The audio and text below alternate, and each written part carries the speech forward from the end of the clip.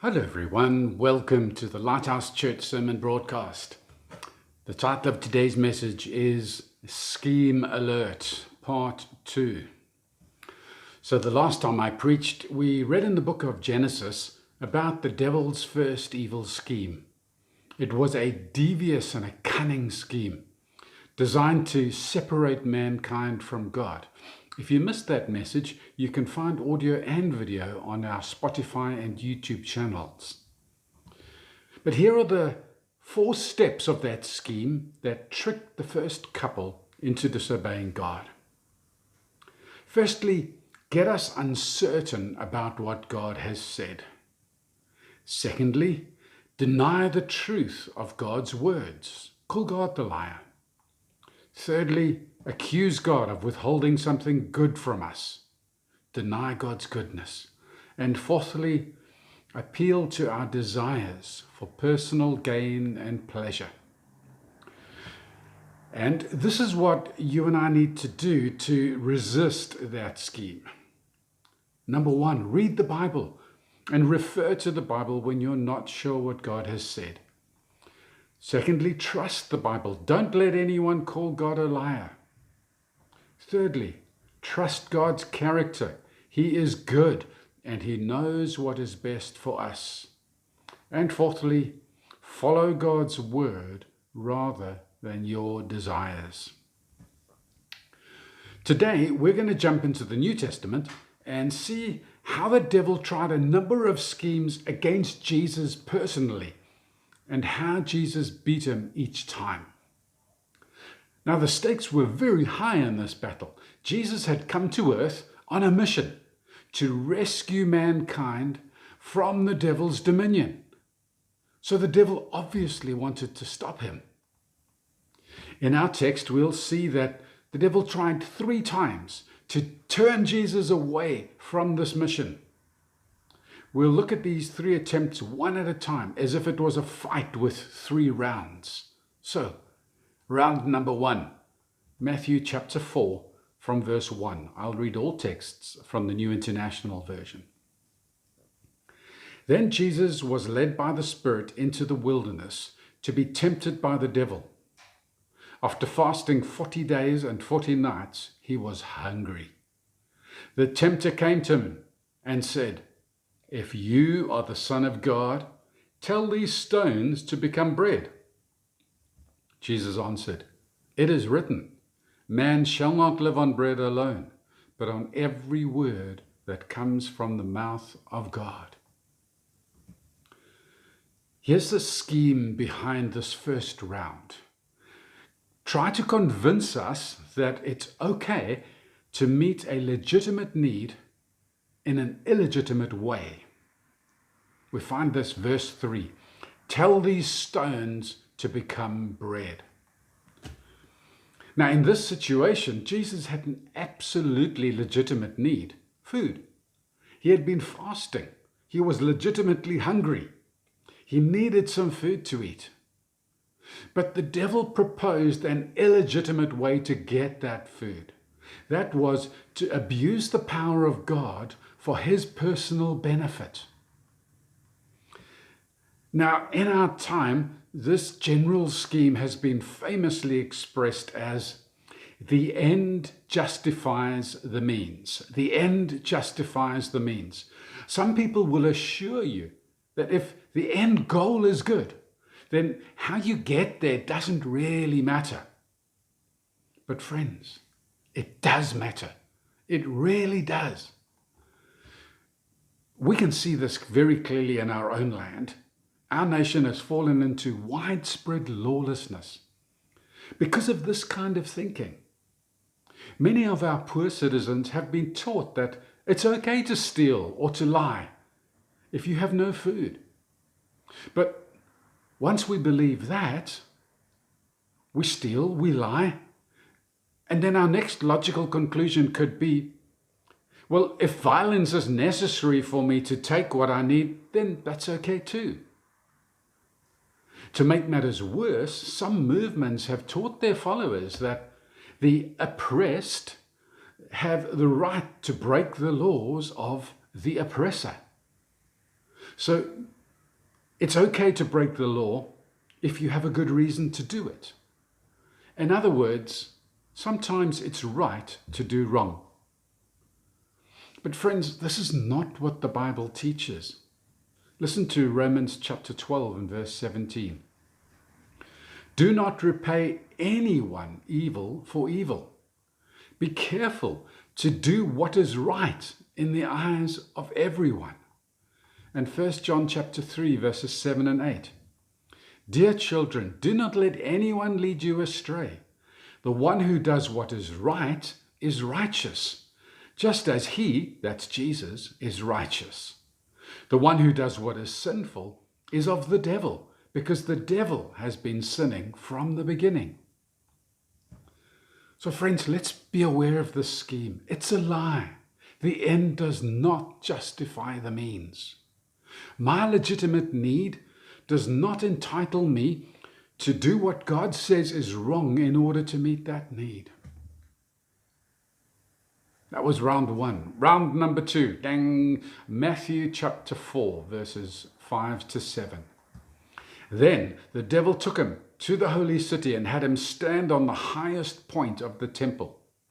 If you are the Son of God, he said, throw yourself down, for it is written, he will command his angels concerning you, and they will lift you up in their hands so that you will not strike your foot against a stone.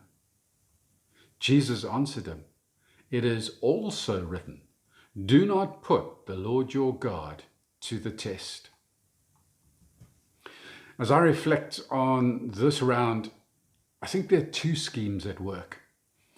The first one is tempt us to act recklessly and expect God to rescue us. In other words, put God to the test.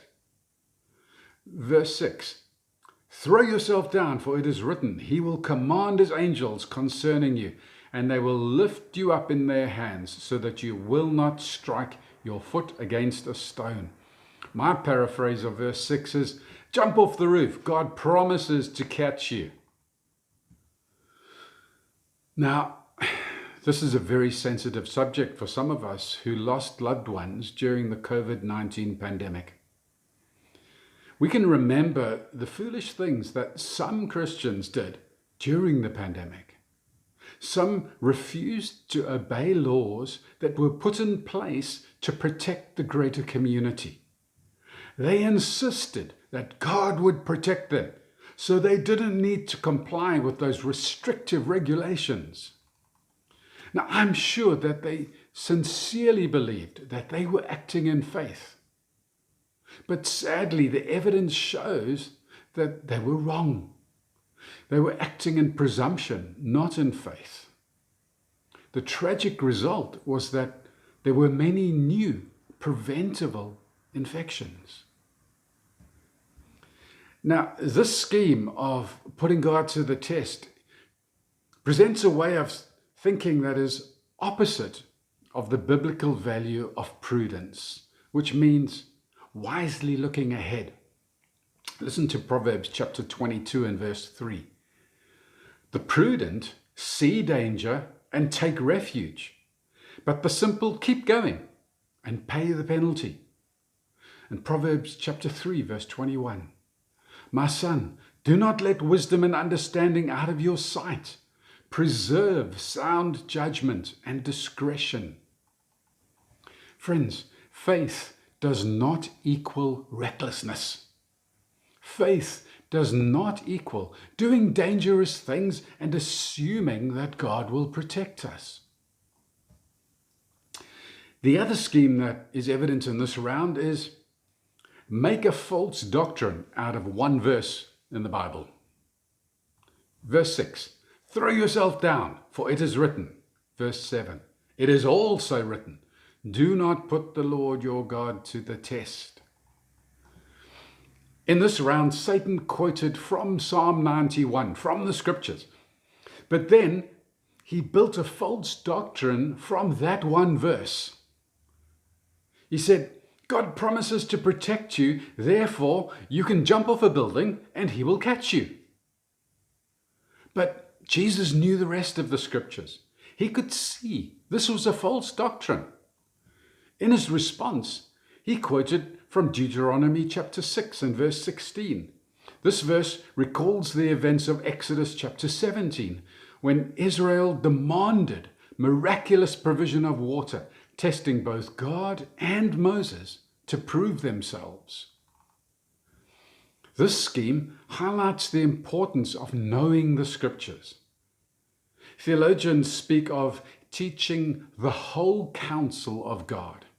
And this is taken from the Apostle Paul's words, Acts chapter 20 and verse 27. For I have not hesitated to proclaim to you the whole will or counsel of God. Friends, please beware. Any doctrine that is based on just one verse of the Bible, sometimes even one translation of that one verse. Now, more than ever, we need to know what the scriptures say. Last round number 3, Matthew chapter 4 from verse 8. Again, the devil took him to a very high mountain and showed him all the kingdoms of the world and their splendor. All this I will give you, he said, if you will bow down and worship me. Jesus said to him, away from me, Satan, for it is written, worship the Lord your God and serve him only.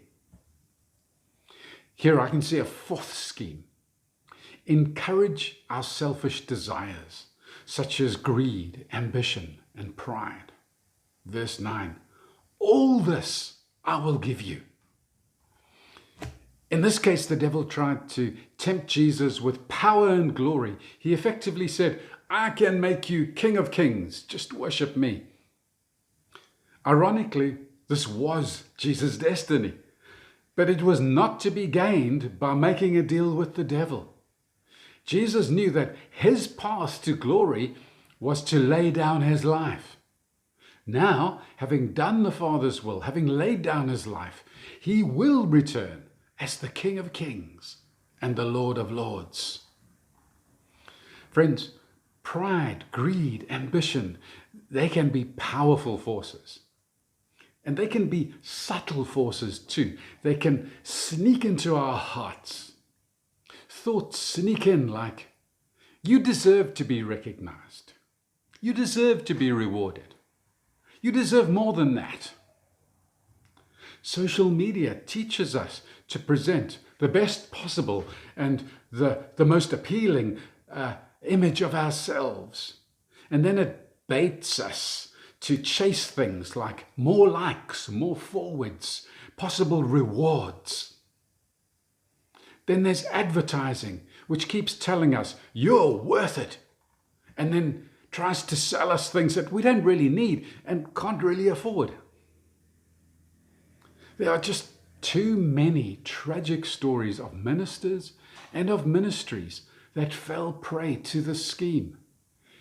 Gifted and godly men and women became caught up in different selfish desires, popularity, fame, status, money, sex, power. We need to recognize this scheme and stand up to it. Now, a very powerful defense against this scheme is for us to learn contentment. Listen to Paul's words, Philippians chapter 4, from verse 12. I know what it is to be in need, and I know what it is to have plenty. I have learned the secret of being content in any and every situation, whether well-fed or hungry, whether living in plenty or in want. I can do all this through him who gives me strength. Friends, if we can learn that secret of contentment, we will be far less vulnerable to this scheme. When the devil then tries to bait us with things that we don't have, we can respond, no thanks. I'm content with the position and the provision that God has given me. He knows better than me, and he knows better than you. That's 3 rounds. 4 lessons. Let me summarize. Here are the 4 schemes that we can learn from the temptation of Jesus and our defenses. Scheme number 1, convince us that it's okay to meet a legitimate need in an illegitimate way. Our defense, always do what is right, just as Jesus always did what was right. Scheme number 2, tempt us to act recklessly and expect God to rescue us. In other words, put God to the test. Our defense, learn prudence. Learn to wisely look ahead and avoid reckless acts. Scheme number 3, make a false doctrine out of one Bible verse. Our defense, seek the whole counsel of God in all matters. And scheme number 4, encourage selfish desires such as greed, ambition, and pride. Our defense, learn to be content with your situation, whatever it is. When we are aware of the devil's schemes, we can defend ourselves against them. We are so privileged to have a record of how the devil tried to keep Jesus from his mission and how Jesus defended himself against those attacks. Let's learn from them. Let's stay on mission with Jesus. Amen.